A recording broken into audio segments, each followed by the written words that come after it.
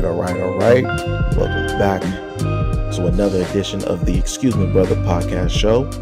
I'm your host, Brother Jay, and I'm flying solo today because producer Jay and Brother Tay decided to take a break.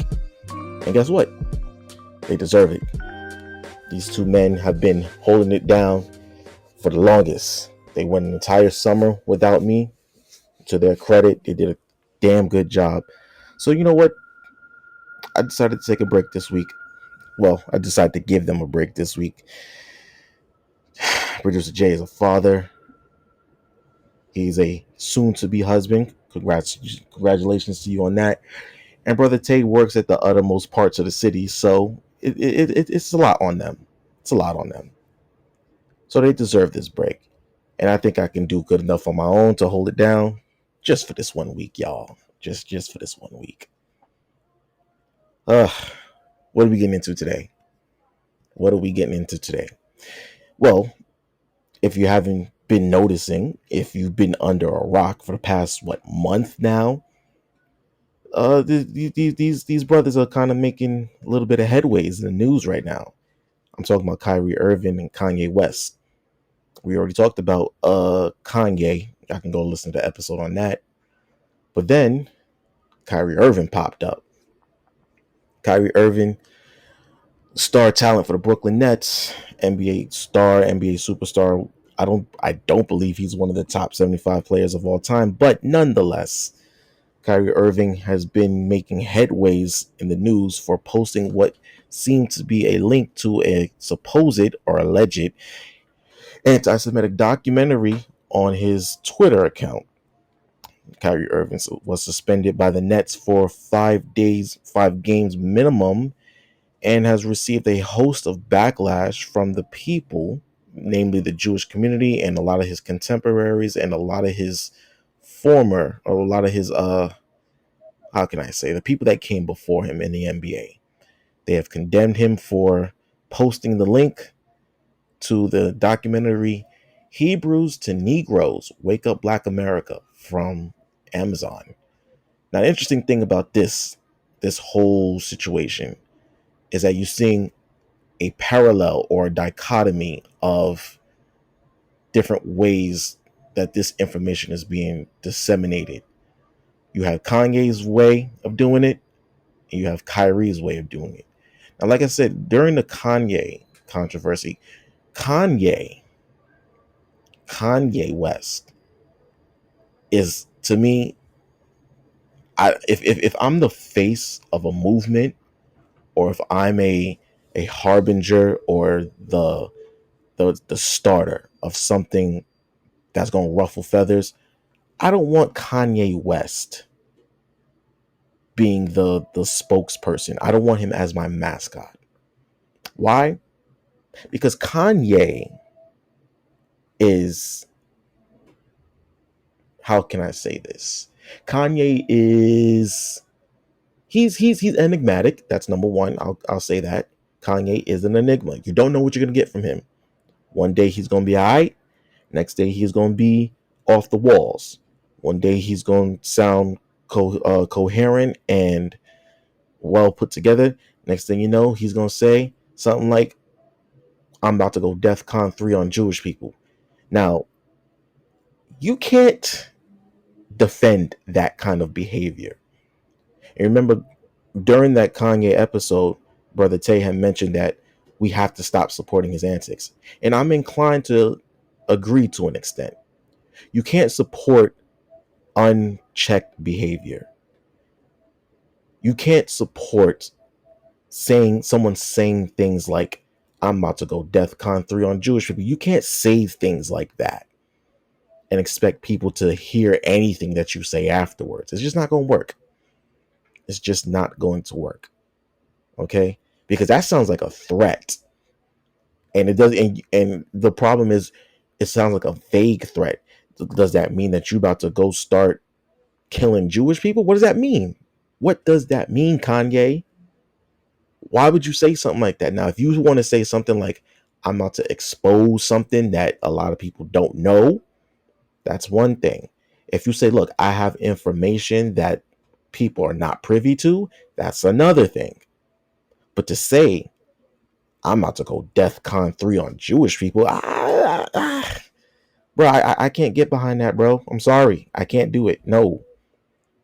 Because if someone turned around and said, we about to go DEFCON 3 on black people, yo, we up in arms. And rightfully so. Rightfully so. So we have to be careful about the things that we say when we are trying to expose something, or if we're coming to a new realization, which is where Kyrie Irving comes in. Because if you've ever listened to Kyrie Irving speak, he speaks with a level of eloquence and he can articulate himself way better than Kanye West. See, I'm gonna keep getting them two mixed up, probably because their names both start with K. So when sometimes you might hear me say Kyrie, I'm really mean Kanye, and when I say Kanye, I really mean Kyrie. But Kyrie Irving at least can articulate himself in a manner that Kanye West can't. Maybe it's I don't want to blame Kanye's condition of being bipolar as a reason why he acts this way, but it definitely contributes to it. Maybe the medicine is messing him up because he says himself when he's off his meds that he's being his real authentic self. Okay, you don't want to be pharmaceutically castrated. Okay, I get that. But bro, you gotta compose yourself in the face of all of this, because if you don't, compose yourself in a manner in which people can receive what you're saying, then people are just going to dismiss what you're saying. See, a lot of people think that Kanye is crazy and unhinged because of his antics. Remember, we spoke about how he's been treating his ex-wife, stalking her and threatening her new boyfriend. That's not good behavior. That's destructive behavior. So anything that comes after that, Kanye, nobody's gonna listen to you. But Kyrie Irving, now Kyrie has had his issues, I would say. At one point, Kyrie Irving believed that the earth was flat. Like, he affirmed it. He said in himself that the earth was flat. But guess what? He walked back on that comment. He actually apologized to his science teachers as he grew up. He said, yeah, I had to walk that back. I had to apologize to all my science teachers. No, the world's not flat. But you see, he can explain himself, right? Which is where this controversy comes in, because when he posted the link to the documentary on Amazon, which I actually never saw, to be completely honest, I did not know this documentary even existed until this whole controversy started. In fact, I would say that most people didn't know that this documentary existed until Kyrie Irving posted the link. Come to find out that the documentary was actually based on a book by the same man who produced the documentary. And guess what? That book, Hebrews to Negroes, Wake Up Black America, it is now the #1 selling book on Amazon. So it just shows you the power of influence that these men have, right? Which is also why you have to be, you got to be, as Christ said, you have to be wise as serpents, harmless as doves. You got to find a way to navigate this thing without coming off as belligerent or abrasive, incendiary. You understand what I'm saying? You have to, which is something that Kyrie tried to do, because according to everybody who saw the link or saw the tweet, I never saw it because I don't have Twitter, I don't have Instagram, none of that, right? He actually never said anything. He literally just posted the link. And apparently the documentary had, quote, anti-Semitic tropes. It had some statements that would be deemed anti-Semitic. Now we're going to get into what that actually means, because I don't think people really know what anti-Semitic means. I'm going to get into that just a little bit later. But when confronted about this, his decision to post that link, Kyrie Irving stood on his feet, stood on his laurels, dug in, and defended himself, as he has every right to do so. And he explained himself in a way that is easy to understand. He said, look, I learned that my name translates into the Hebrew language as Yahweh. Yahweh is the name of the God of the Bible, right? He said, so I decided to look up more names look up more stuff on Amazon about Yahweh. He came across the documentary Hebrews to Negroes. He watched it, I believe. I believe he watched it. No one actually ever said that he watched it or not. And he said that was my night. And when he was asked, well, why would you post a link to a documentary that has anti-Semitic tropes? He was like, look, we're in 2022 now. You can't hide the truth anymore. There's a plethora of information out here that should be told to people. And yet when we get to these conversations about who the chosen people of God are and who's who and these religious conversations, people want to say no, we can't talk about that. But we're in 2022 now. Things are getting exposed. And one thing I've always known and always believed, especially when I was in middle school, was that history is ugly. History is extremely ugly. It has what I call a gross underbelly. History has a very gross underbelly. And as certain things come out, you're going to start looking at certain things and certain people a certain way. When you find out some of the atrocities that have been committed throughout the history of peoples, of the world, in certain religions, certain things that they've done, is going to piss people off. For example, we just had midterm elections, right?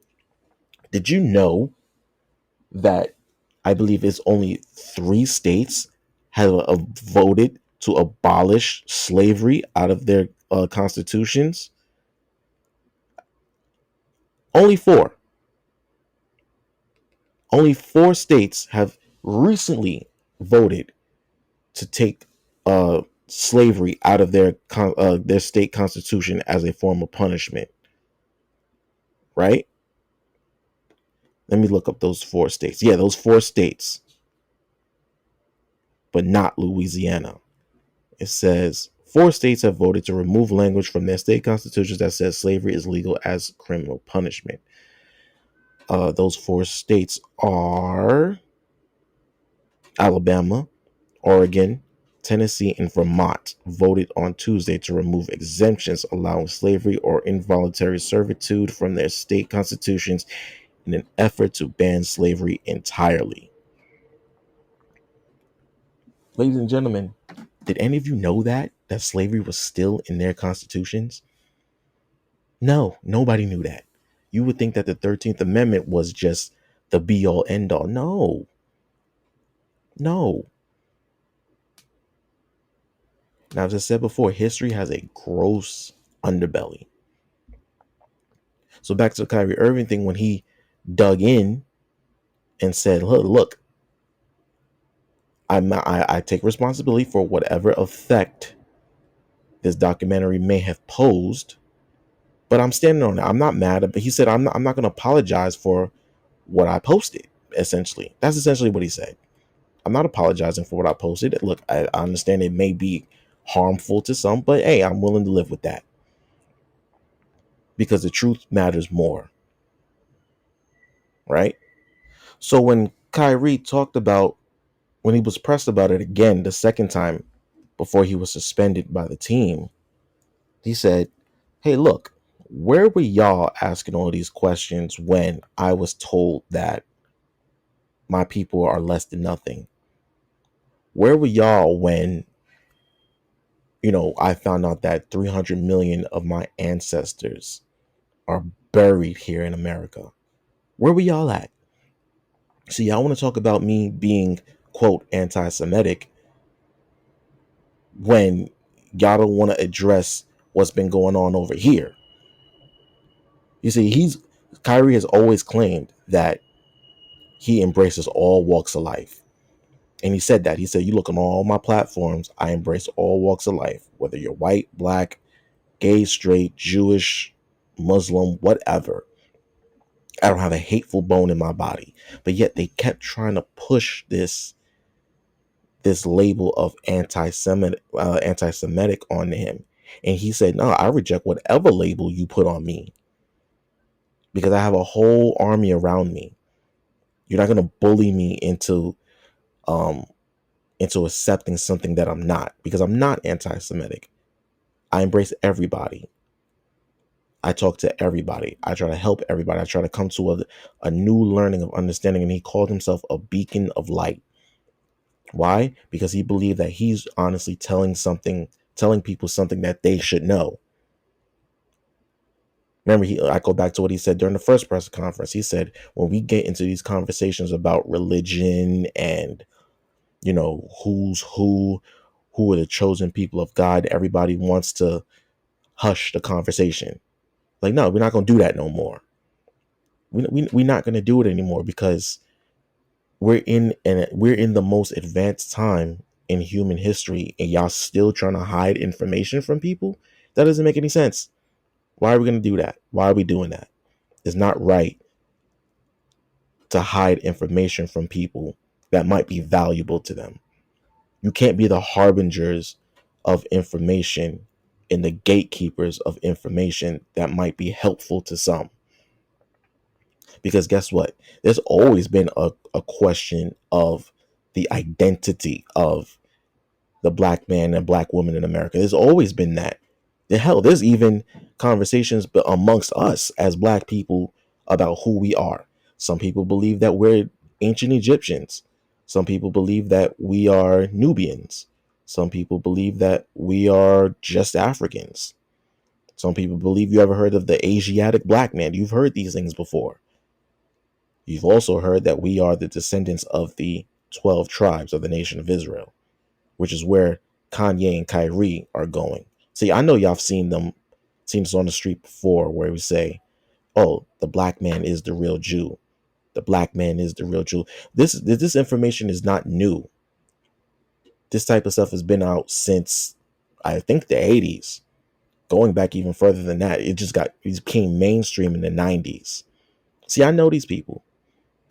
I've talked with them, I've conversed with them, I've congregated with them. And guess what? After you get past the street teaching and the yelling and the going back and forth, once you actually sit down and talk to them, a lot of things make a lot of sense about where black people really come from, where the identity of black people really becomes a question, and where we're trying to figure that out. Because for so long, for 400 years, we've been told that we are nothing.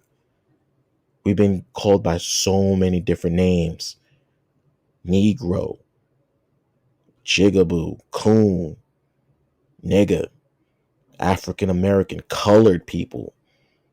So many different names, so many different identities. But who are we really? And there's nothing wrong with trying to figure that out, because if you don't know who you are, you don't know where you come from. You don't know where you're going, right? And if the black man is the real Jew, he needs to know that. So I really do believe that Kanye, see that I told y'all. So I really do believe that Kyrie his heart was in the right place. Now, the documentary itself, I actually watched the documentary. I'm gonna get into that also a little bit later. I watched the documentary. Yeah, the documentary was not the best, but there was a lot of information that I was just looking at. And I was just like, wow, okay, I genuinely did not know that. I thought that was interesting. I genuinely did not know that.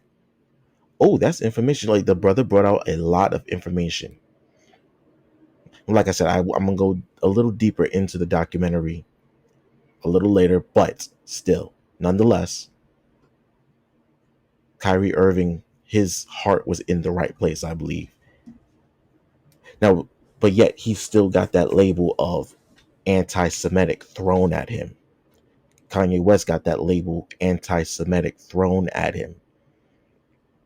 So, like I said, what does it really mean to be anti-Semitic?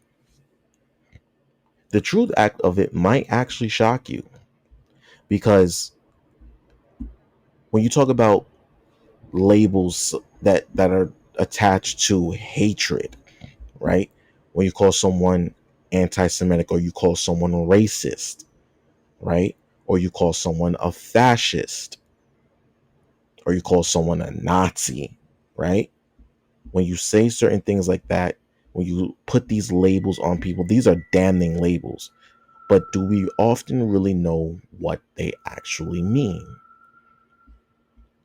For example, a lot of people think that racism is just merely hating someone because of their skin color. No, not necessarily. Racism, to be racist, right? A person, a prejudice, a person, a racist is a prejudice against, is, ah, I'm sorry, y'all.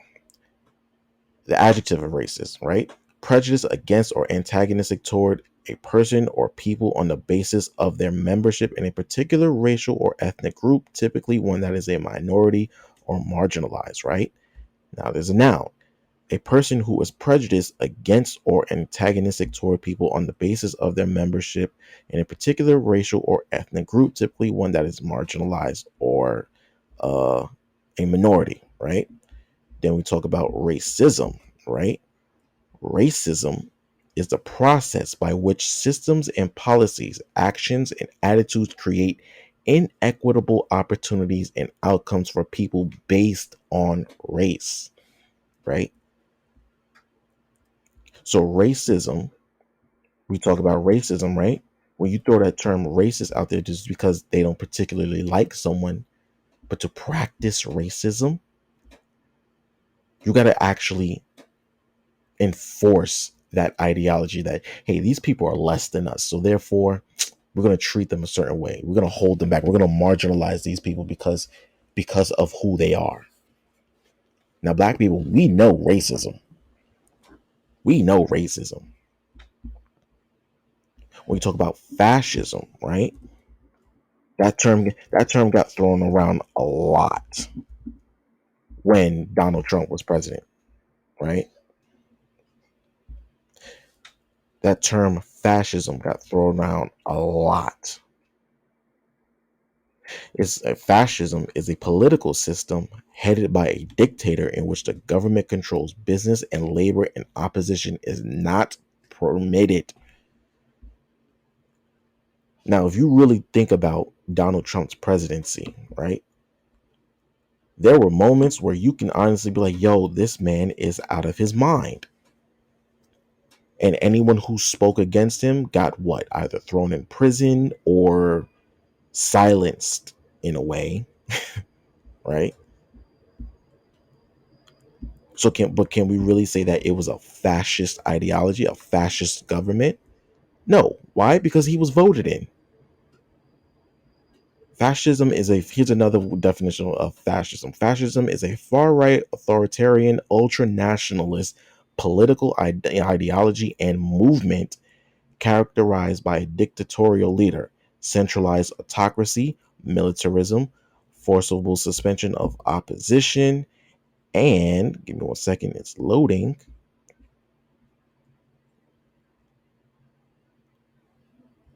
Belief in a natural social hierarchy, subordination of individual interests for the perceived good of the nation and race, and strong regimentation of society and the economy. A lot of people were claiming fascism when Donald Trump was president.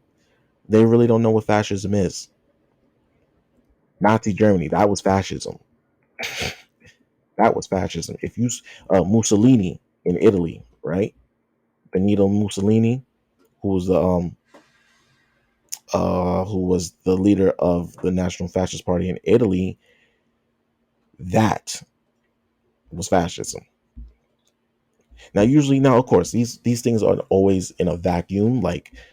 Uh, like I said, there were fascist uh, appearances. It appeared to be a fascist ideology when Donald Trump was president here back in 2016. But like I said, he was voted in, and guess what? He was voted out.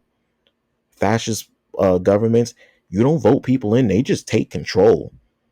They just go for it and take it. Now, why do I bring this up? Is because of the term anti-Semitism.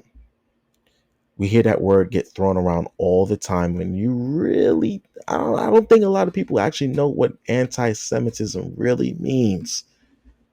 Well, then you would ask, well, Jay, if you know, why don't you tell us? Well, I'm glad to do that.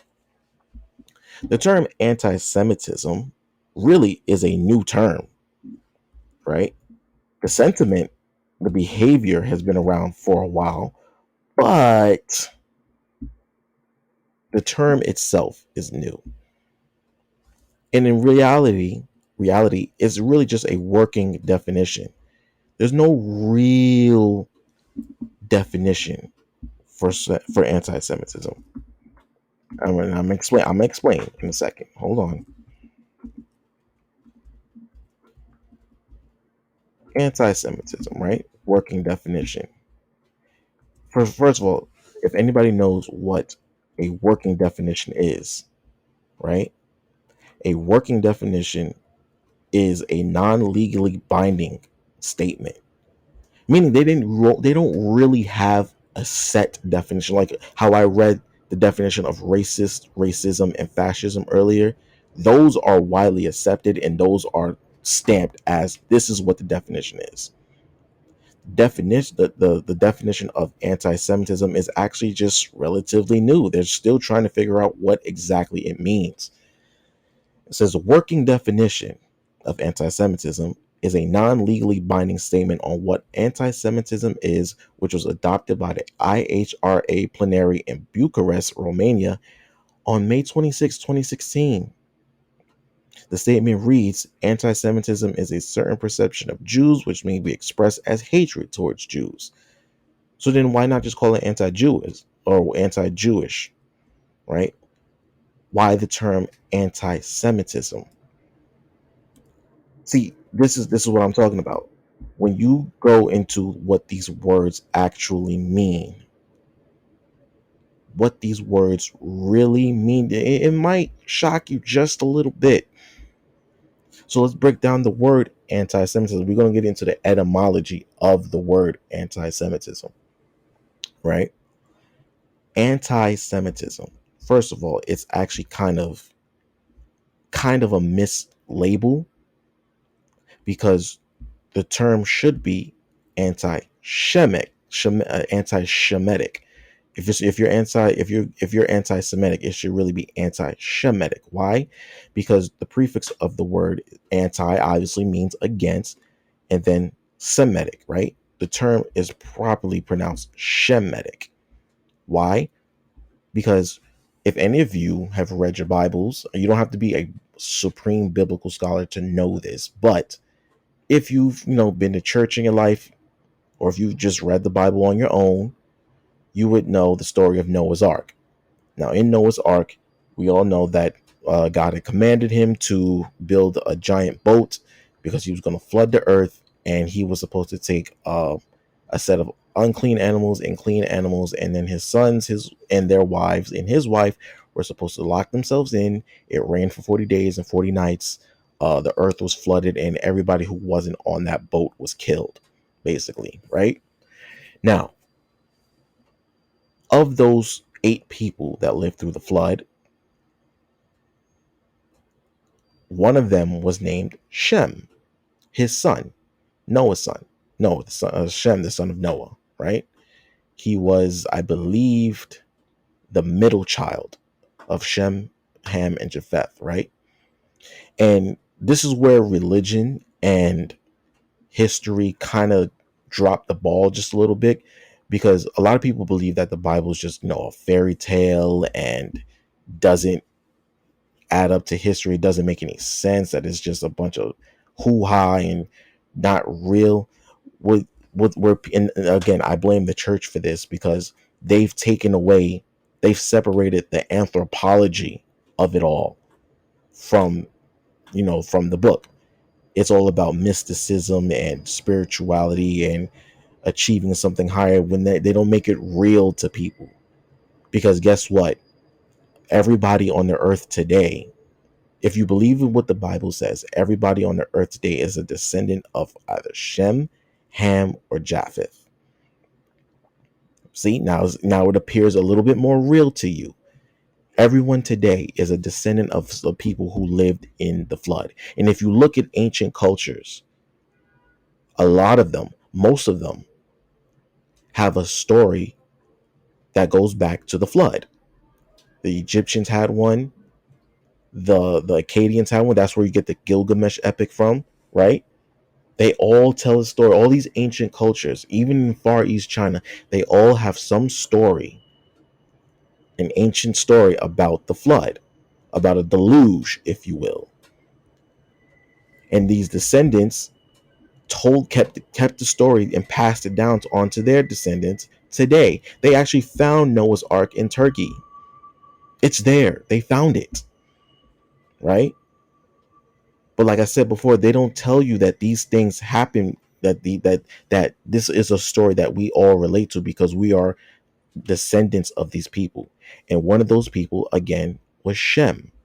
Shem, when you read the Bible in Genesis chapter 10, tells you that he would live in a certain part. It means the name Shem itself means fame, right? And all his descendants today are somewhere on the earth. They inhabited that land area between Northeast Africa and let's say I want to say like uh, Saudi Arabia, the so-called Middle East, right? The Fertile Crescent and all of that. Their inhabitants, his descendants, inhabited that area of land, and obviously, many groups of people come from Shem. Here's an idea of who comes from Shem, right? You have the you of course you have the Israelites, right? The descendants of Abraham, Isaac, and Jacob. You have the Persians. You have the East Indians. You have the Arabs. The Arabs also come from Shem, right? Let me just look up a few people, right? When I look up the term Semitic, right? Semitic people, ethnicity, right? Semites, Semitic people, or Semitic cultures is an obsolete term, meaning that they don't use it anymore. For an ethnic, cultural, or racial group, the terminology is now largely unused outside of grouping Semitic languages and linguistics, right? Okay, it says Semitic, relating to or denoting a family of languages that includes Hebrew, Arabic, Aramaic, and certain ancient languages such as Phoenician and Akkadian, constituting the main subgroup of the Afro-Asiatic family. See, like I said, from the northeast corner of Africa to like Saudi Arabia type places, right? It says relating to the peoples who speak Semitic languages, especially Hebrew and Arabic. My point is, there are more people that come out of Shem than just the Jewish population. That's the point I'm trying to make, y'all. That there are more people that come out of Shem that descend from Shem. See, they're trying to group it as a language thing. No, it's about descent. It's about your ancestry. Okay, because we talk about Hamitic people. Those are your Africans today. They come from Ham. The ancient Egyptians came from Ham. The ancient Ethiopians come from Ham. The Ethiopians today, they all come from Ham. They come from Ham's son Cush. They know, and the funny thing is, they know this. They know that. We don't know that, but they know that. They know who their ancestors are. They know where they come from, right? And guess what? Black people today, Hispanic people, Native Indian people, we come from Shem. We're Shemitic people. So when Kanye, see, I did it again. I did it again. So when Kyrie Irving was when the reporter asked him, "Are you anti-Semitic?" He responded by saying, "How can I be anti Semitic if I know where I come from?" That's what he said. He said, "How can I be anti Semitic if I know where I come from?" He knows he's Shemitic. The proper term is Shemitic, right? He knows who he comes from. More other people who come from Shem are the Persians, who are the Iranians, people who come from Iran. They're Shemitic people, right?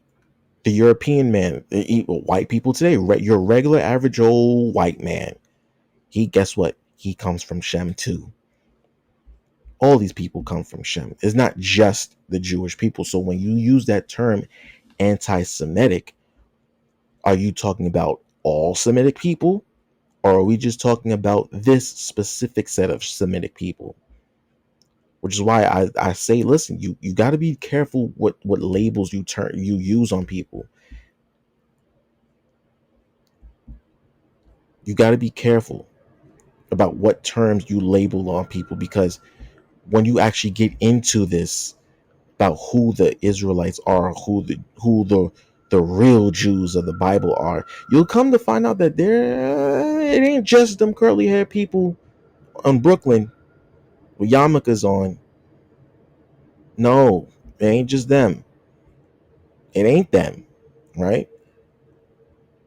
So when I watch the documentary, here are my opinions on the documentary, right? First of all, this documentary is long, okay, and of course it's not free. It's it was $11 to rent on Amazon. You get 3 days to watch it if you rent it, and it was $50 to buy. Now, I've never spent $50 on any movie, so I wasn't about to spend $50 on this, right? Information like this is kind of priceless, and which leads me to another thing. Everybody was mad at Kyrie for posting the link to the documentary, but nobody was mad at Amazon for, you know, promoting this or for putting it on their platform for people to buy and selling. I mean, for people to consume. If you really think that this is anti-Semitic, then y'all need to be talking to Jeff Bezos on my, hey, take this down. But they're not going to do that. It's not going to do that. Okay, because they'll put out all kinds of information. I mean, put out all kinds of content that's anti-black or puts black people in the negative light, and they'll never take that down. You know, you talk about the Jeffrey Dahmer series on Netflix. That thing is traumatizing the families of the victims. They came out and said, "Yo, we don't want to see this. Why did Netflix make this? Y'all bringing up bad memories." And when you think Netflix is going to take it down? No, no, absolutely not. They're not going to take it down. So, you know, it is what it is at this point. They're not taking it down. Now, when you talk about anti-Semitism, or no, back to the documentary. I'm sorry. The documentary itself, again, like I said, it's very long. It's 3.5 hours, and I feel like it wasn't produced in the best way. Like I said, the author of the book also produced the documentary, and it seems like he did it all on himself. It's low budget, and I feel like even if he had chopped this down by like an hour, he still could have got his point across. But there was just so much information in this video, in this documentary, that a lot of it appears to be irrefutable. Now, there, of course, do I agree with everything in this documentary? No, of course not. Rarely do I ever agree 100% with anything that I read or watch, right? Rarely, because there's a lot of, there's always misinformation in everything that you read or watch, except the Bible, of course. But there's a lot of it. A lot of it it seemed a little choppy.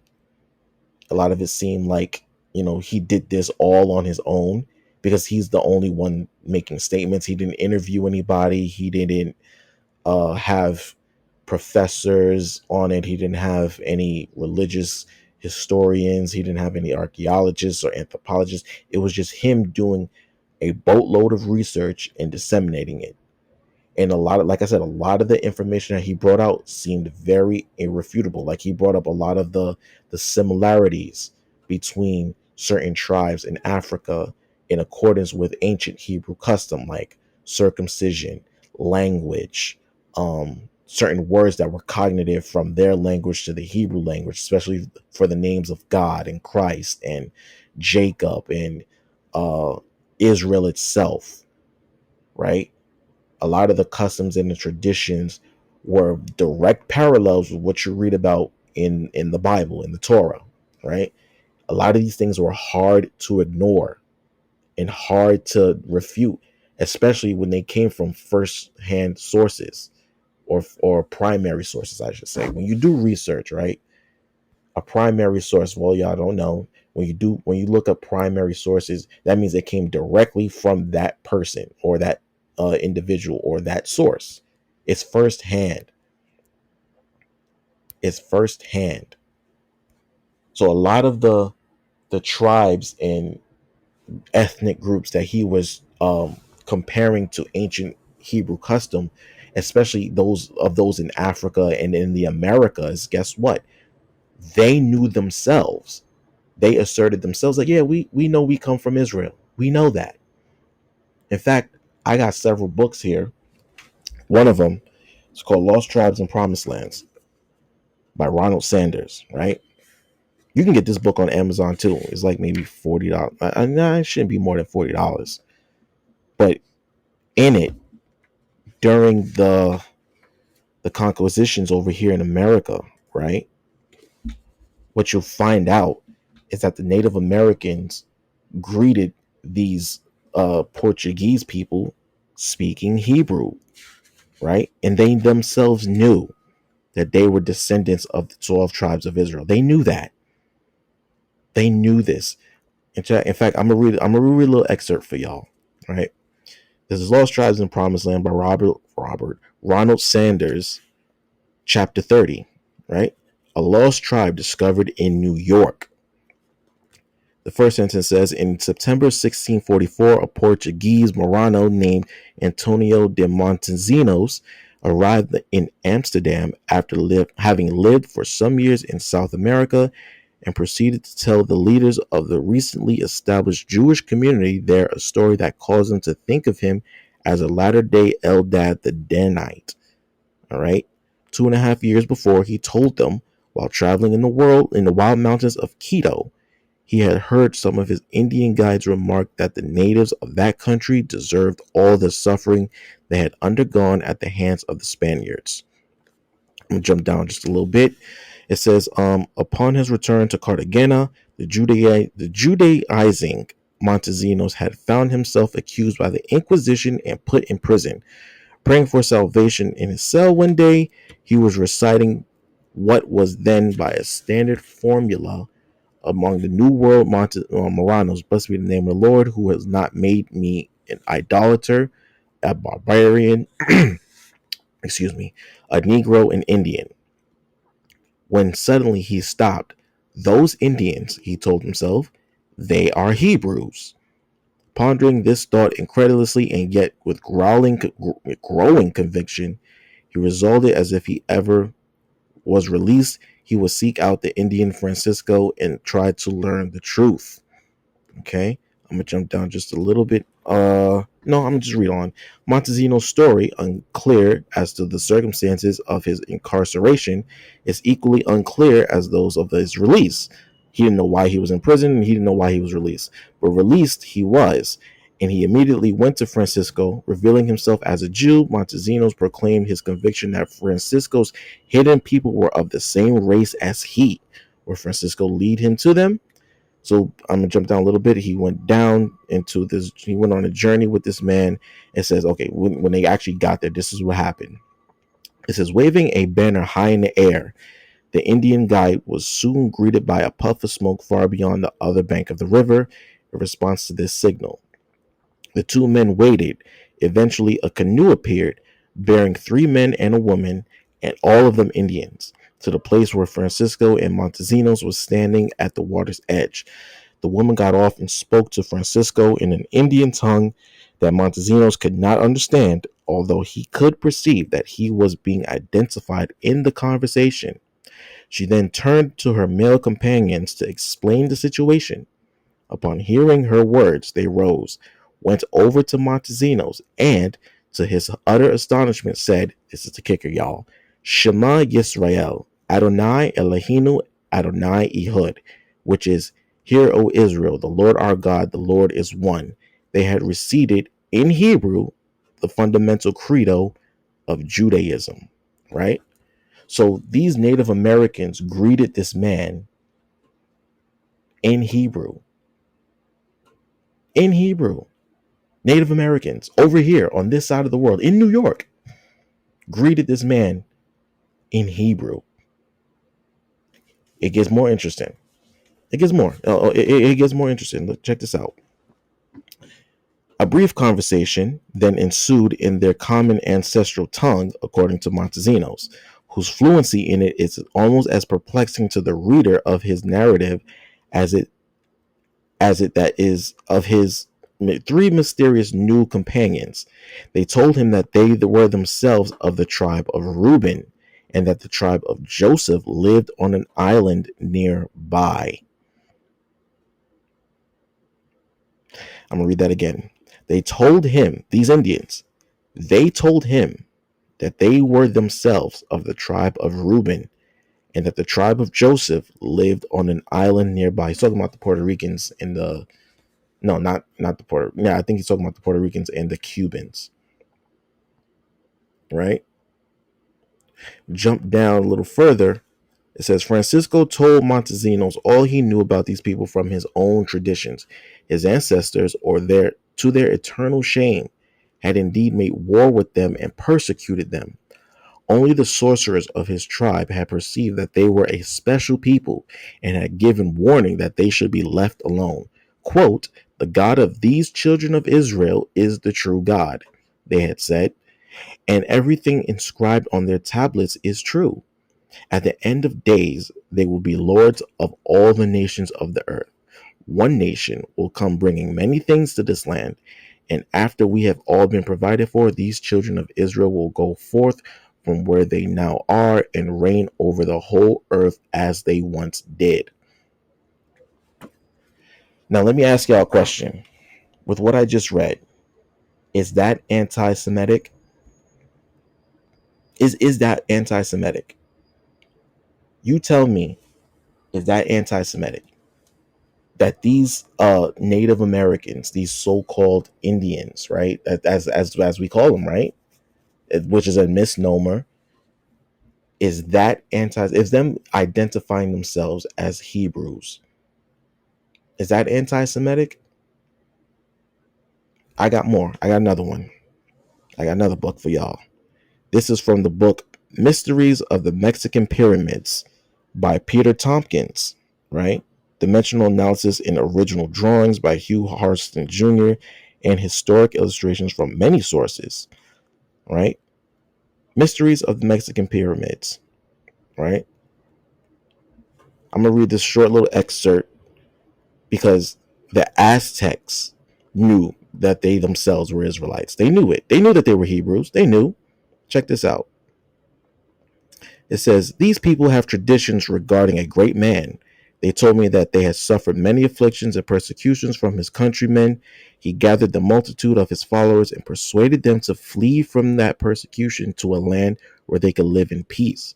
Having made himself leader of those people, he went to the seashore and moved the waters with a rod that he carried in his hand. Then the sea opened up, and he and his followers went through, and his enemies, seeing this opening made, pursued him. But the waters returned to their place, and the pursuers were never heard of again. What clearer proof do we need that these people were Jews than their own reference to the flight of Egypt? When Moses moved the waters with his rod, the sea opened up, a path appeared, and after Pharaoh followed with his army, God caused the sea to return to the place, with the result of all their armies being drowned in the deep, right? And if this account is not convincing enough, I would like to tell you about another event the Aztecs claim happened on their long migration. While they were camped by some high hills, a great frightful earthquake occurred. The earth opened up and swallowed certain evil men who were among them, and occurred an occurrence that filled the other people with dread. Having seen the painting of this event, I was reminded of the book of Numbers, chapter 16, where it is told how the earth opened up and swallowed Korah and Dathan and Abiram. These are Aztecs telling you, recounting biblical history and how they were there when it happened. Right? I got more. From the same book. It's from the same book. So the only other writer of this author found who accepted the Issachar variation of the 10 lost tribes theory was Balthasar de Medina in his Crónica de la Santa Provincia de San Diego de Mexico of 1682. Although Medina thought the South Americans and Yucatecans were descendants of the Gentile Iasitan, I'm not sure how to pronounce that, Iacton, father of Ophir, quote, the Mexicans are originally of the 10 tribes captured by Salmanazar and of the family of Issachar, whom the Indians recognize as their special ancestor. So these Mexicans down in Mexico, right, they themselves knew that they were Hebrews. Now, let me ask y'all, is that anti Semitic? I don't think so. I don't think so. So, we talk about them knowing who they are from long ago. This was before any of us were even born, right? They knew a long time ago who they were, right? And a lot of this information was in the documentary that Kyrie posted the link to. A lot of this was in there. There were plenty of more Indian tribes and South American tribes that knew that they were Hebrews. They knew that. They knew. So again, I ask, is it anti-Semitic for them to say that? That no, we know that we're Hebrews. We know. We know who we are. But who are you? Right? See, that's the big question. Is it about us being the real ones and you being the fake ones? Because if we know who we are and we've been keeping these customs for millennia, where did you come from? That's the question, right? Where do these curly hair white Jews come from? Where do they come from with the yarmulkes? Like, that's the question. I'm not making any assertions. I'm not making any assertions. I'm just asking the question. So where do y'all come from then? Where did it come from? Truth might actually find out. Truth may actually shock you. But that's another topic for another day. Now there are some alarming things in this documentary that I thought were a little edgy, and I was just like, that's not gonna fly well with people. Especially, there was a supposed quote that was attributed to Hitler. We all know how that can come off. That's like anti-Semitism supreme when you start quoting Hitler, right? It says that there was a quote that was believed to be said by Hitler. Never actually said that it came out of his mouth, but it was a quote that was believed to be said by Hitler, that America has the real Jews in bondage. I'm talking about black folks. I'm talking about us. Saying that America has God's jewels. Now, I'm not saying that that's what he said. I don't know. Would I believe it? I don't know. It's a whole lot of things that come out of people's mouths, and people want to attribute certain things to people after they're dead, that, now this comes out. If he didn't say it while he was alive, then I'm not going to attribute it to him. If that information was not disseminated while he was alive, I'm not going to say like, oh yeah, this is true, Hitler said that. No, I don't. No. Unless we know for certain that it came from him, no, I'm not going to do that. I'm not going to do that. There were also claims that that this documentary denied the Holocaust, and actually it never really did. So we have to ask the question, you know, what's going on here? But that's another topic for another day. That's my time, brothers and sisters. Reach out to the Excuse Me Brother podcast show. All right. Y'all know the links by now. Excuse_me_brother with an A. That's the Instagram. Excuse Me Brother podcast on TikTok. What do y'all think? I'm really interested to hear what people have to say about this, because this is definitely a hot button issue. Do you believe that Kyrie Irving should have been suspended by the Brooklyn Nets for over this? Do you think they're going to release him? Do you think that his days in the NBA are numbered? Do you think that he's bugged out of his mind? Y'all think that he's anti-Semitic? What do you think? What do you think about the information, that the idea or the theory or the doctrine that black people are the real Jews, that Latinos are the real Jews? See, I didn't even get into all the ideas or the rhetoric that the Jews control everything. I didn't get into all of that. That's definitely another topic for another day. I didn't get into any of that today, but we can. But for now, what do y'all think about this? Tell me what y'all think. Y'all think I'm crazy? Y'all think I'm losing it? Y'all think that I'm out of pocket for what I'm saying? Talk to me. Talk to me, y'all. Talk to us. I'm your host, Brother Jay. Tay and producer Jay will be back next week. We're gonna have something special for y'all. All right, brothers and sisters, that's my time until I say peace, love, happiness to all y'all. With that, I'm out.